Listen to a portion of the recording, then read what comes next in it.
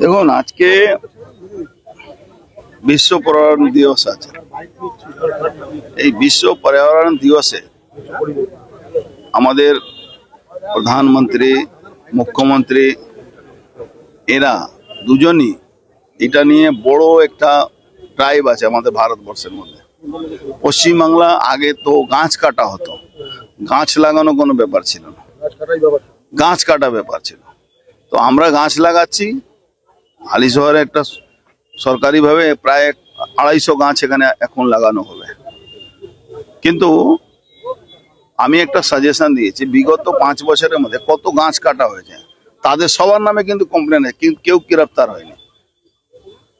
100-র উপরে পুকুর ভরাট হয়েছে। এটাও তো পর্যাবরণকে নষ্ট করছে, পরিবেশ নষ্ট হচ্ছে, গরম বাড়ছে। তো এইগুলো যে নষ্ট হচ্ছে, এগুলোকে বাঁচাবে কে?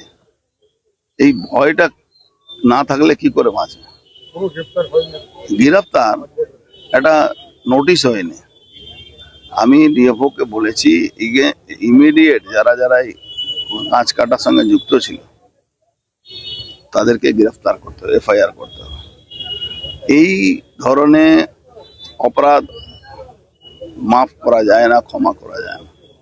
এই জন্য ইমিডিয়েট এর উপরে অ্যাকশন নিতে হবে।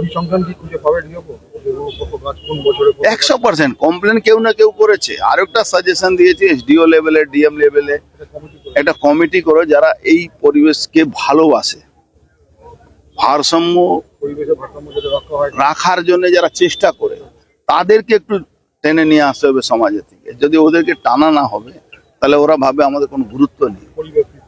পরিবেশবিদ যারা আছে তাদেরকে নিয়ে আসতে হবে। পুকুর ভরাটে যারা বিরোধিতা করে তাদেরকে নিয়ে আসতে হবে। শুধু রাজনৈতিক কর্মী হলে এটা চলবে না।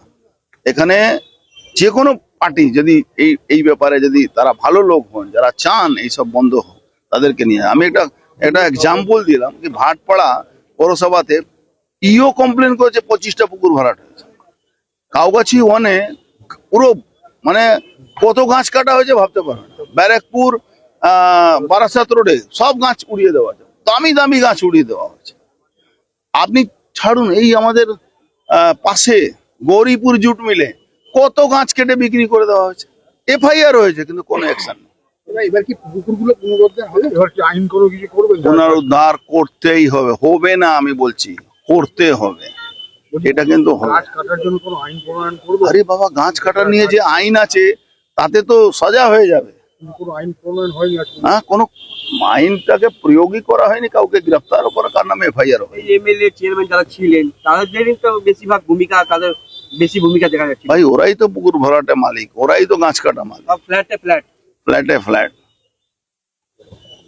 সম্প্রীতি guest house hotel and restaurant. সমস্ত আধুনিক সুবিধাযুক্ত AC double bedroom, standard double bedroom, twin bedroom, deluxe double bedroom. আমাদের হোটেলেই রয়েছে বাঙালির খাবার সহ মাল্টি কুইজিন রেস্টুরেন্ট। শহরের মধ্যে অথচ সম্পূর্ণ নিরাপদ পরিবেশে থাকা খাওয়ার একমাত্র ঠিকানা Sampriti guest house hotel and restaurant, Chakdah road, টবাজার, বনগাঁ। ফোন 03215257603।